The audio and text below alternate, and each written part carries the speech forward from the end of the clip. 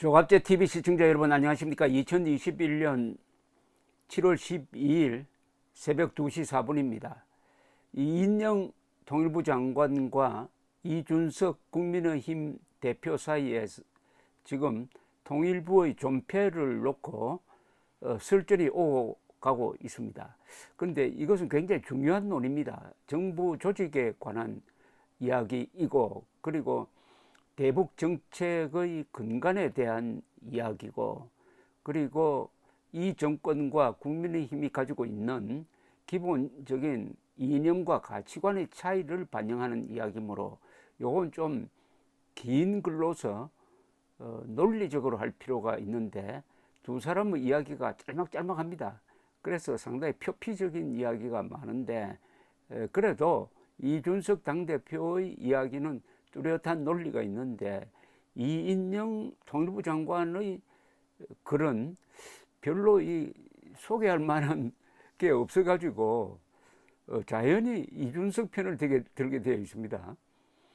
어쨌든 이거 문제를 꺼낸 쪽이 이준석 당대표니까 이거는 대선 공약으로 붙일 만하다고 생각합니다. 대선 공약을 지금부터 잘 만들어야 합니다. 지금 국민이 힘이 해야 할 일은 경선을 준비하는 것일 뿐만 아니라 공약을 하는 겁니다. 이번 선거는 공약이 매우 중요합니다. 왜냐하면 문재인 정권이 어지럽혀 놓은 게 너무나 많기 때문에 그것을 공약으로 그 문제를 해소해야 합니다. 좋은 예가 탈원전 아니겠습니까? 탈원전 정책을 어떻게 중단시키고 그동안에 망가진 원전 산업을 어떻게 회복시키겠다. 그리고 지금 산야를 덮고 있는 태양광 발전소는 앞으로 어떻게 처리하겠다, 이런 게 있어야 됩니다. 이인영 장관이 이게 아마 세 번째 같은데 이준석 국민의힘 당대표에게 이런 글을 페이스북을 통해서 발표를 했습니다. 논란이 생기면 무조건 이겨야 직성이 풀리는 거라면 기꺼이 져드리죠. 그런데 이준석 대표는 처음부터 통일부 폐지를 이야기했을 뿐이지 북한 인권을 이야기하지 않았고, 통일부 여성에게 꽃을 나눈 것을 시비 걸었지 북한 인권을 위해 힘쓰라고 한 게 아니었습니다. 봉숭아 학당이라고 지적했는데 이준석 대표야말로 총기 난사입니다. 자신이 이야기하는 대로 법문이 되고 있다는 착각을 반복하면 지금부터는 자해 행위일 뿐입니다. 그리고 한마디만 보탭니다. 인권 감성은 상대에 대한 존중에서 출발합니다. 부디 자중하시길 바랍니다. 내일부터 수도권 거리 두기 4단계가 시작되는 터라 국민의 아픈 삶을 헤아려 저는 더 이상 이 무의미한 논란을 반복하지 않겠습니다. 이 글은 북한 인권에 대한 본격적인 논쟁을 피해가는 듯합니다. 이준석 대표가 우리 통일부가 제일 잘못하고 있는 게 북한 인권을 전혀 챙기지 않는다. 그러다가 보니까 유엔과 탈북자들이 통일부를 대신해서 지금 북한 인권 챙기고 있다. 왜 인권을 이렇게 무시하느냐. 이 젠더 문제, 젠더 감성만 챙기고 인권 감성은 없느냐, 이렇게 지적한 겁니다.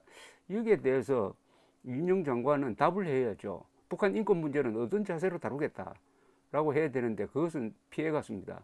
그걸 다루면 불리하다고 생각해서 다른 문제로 옮겨갔는데, 이게 인권 감성은 상대에 대한 존중에서 출발합니다 했는데, 저는 이준석 당대표가 이인영 장관에게 무례했다는 느낌은 들지 않는데요. 이렇게 따지면은 당신 나이 몇이야 하는 거하고 좀 비슷한 거 아닙니까? 여기에 대해서 이준석 대표가 또 페이스북으로 응대를 했습니다. 저에게는 어떤 형식으로 져 주셔도 되지만은 민주주의와 인권 앞에서는 절대 지지 않는 통일부 그리고 장관이 되시길 야당 입장에서 부탁합니다.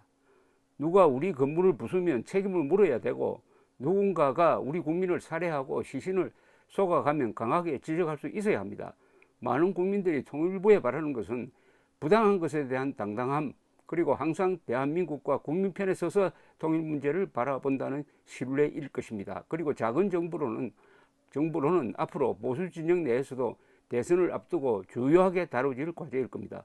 이준석 대표 그런 그냥 구체적이고 뭔가 정리가 딱 됩니다. 그러니까 이분의 그런 뭐 이렇게 예의라든지 이런 걸 들고 나와서 좀 모호한데 이준석 대표 그런 그냥 아주 누구나 알아듣기 쉽게 딱 집어서 이야기합니다. 요즘은 이거네요. 통일부가 민주주의 원칙과 인권 원칙을 지켰느냐, 특히 북한과 상대하면서. 그리고 남북 연락사무소 폭파시켰으면 책임을 물어야 될 것 아니냐. 우리 국민을 죽였으면은 시신을 소각하면은 강하게 항의하고 해야 되는데 지금 통일부가 그런 그 한 번이라도 제대로 한 적이 있느냐 이겁니다. 이건 너무나 뼈아픈 이야기 아닙니까? 아니 통일부가 하는 짓이 김정은 심기 경호하는 겁니까?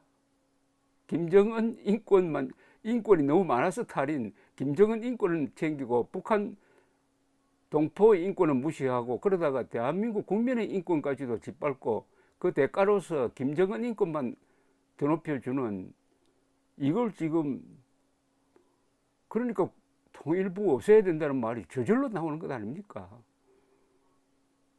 이준석 대표의 이야기가 바로 그겁니다. 또 대한민국과 국민 편에 서라는 거는 지금까지는 우리 통일부는 대한민국 편에 서지도 않고 국민 편에 서지도 않고 김정은 편에 섰지 않느냐. 쉽게 말하면 적 편에 섰지 않느냐. 하나 더 붙이면 악 편에 섰지 않느냐. 적과 악 편에 서놓고 무슨 엉뚱한 소리 하고 있느냐 이겁니다. 그리고 마지막 이 말은 상당히 의미가 있습니다. 작은 정부를 앞으로 계속 부르짖겠다는 겁니다. 원래 이 보수 정권은 작은 정부를 이야기해야 됩니다. 정부 기구도 축소하고 정부의 쓸데없는 간섭을 못하도록 하고 예산도 멋대로 쓰지 말게 하고 공무원 수도 줄이고 부서도 통폐합하고 이렇게 하는 게 바로 대처 레이건식 그리고 우리 역대 보수 정권이 그렇게 해왔습니다. 이제 다시 방만해진 쓸데없이 늘어난 공무원을 줄이는 작은 정부론을 가지고 승부하겠다는 거 이게 대단한 겁니다. 작은 정부론으로 한번 선거에 한번 붙어보자 이런 생각이 모양인데 이거는 본격적인 좌우 논쟁이 됩니다. 본격적인 보수 대 좌파, 우파 대 좌파 논쟁이 될 것입니다.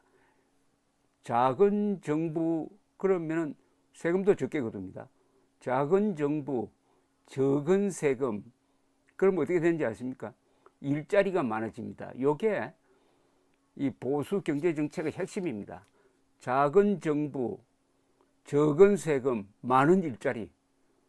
이건 뭐 경제학적으로 증명된 겁니다. 이렇게 밀어붙이려면은 이걸 추진하는 사람들이 논리무장이 돼 있어가고 있어야 되고 그걸 가지고 국민들에게 설득할 수 있는 선전 기술이 아주 발달해야 합니다. 이게 경제를 살리고 나라를 건강하게 하는 핵심 중에 핵심입니다. 작은 정부, 적은 세금, 많은 일자리 이걸 이준석 당대표가 들고 나왔습니다. 감사합니다.